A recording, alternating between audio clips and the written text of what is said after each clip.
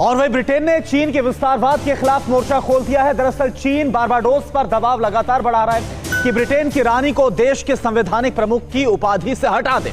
Barbados चीन के belt and road में शामिल है, जिसके लिए चीन ने अरबों डॉलर का कर्ज उसको दिया है। आप 100 सेकंड में देखिए पूरी खबर।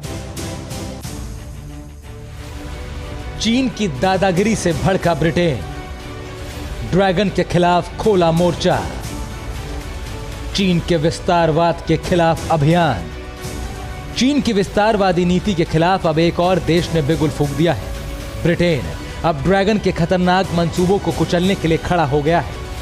कर्ज का बोझ लादकर गरीब देशों को फंसाने की चीन की साजिश जग जाहिर है। ड्रैगन ने कैरेबियाई देश बारबाडोस को भी पहले अपने कर्ज जाल में फंसाया और अब वो अपनी दादागिरी दिखाकर उसे अपनी मनमर्जी के मुताबिक चलाना चाहता है।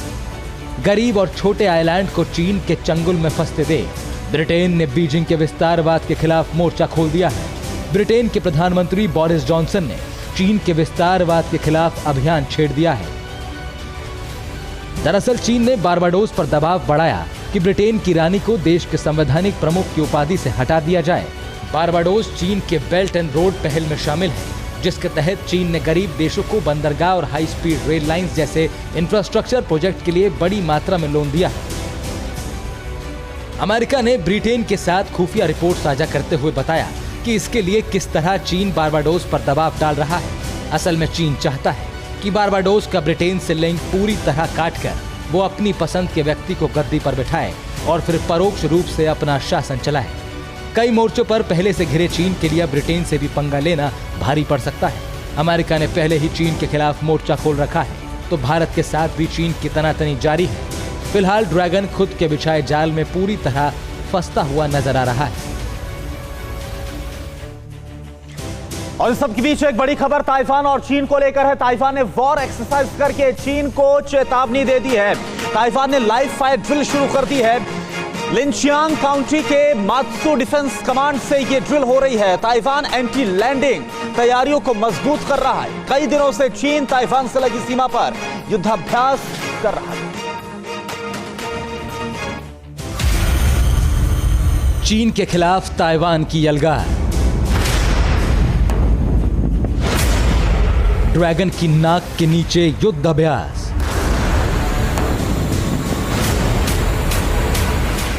ताइवानी फौज ने दी चीन को चेतावनी।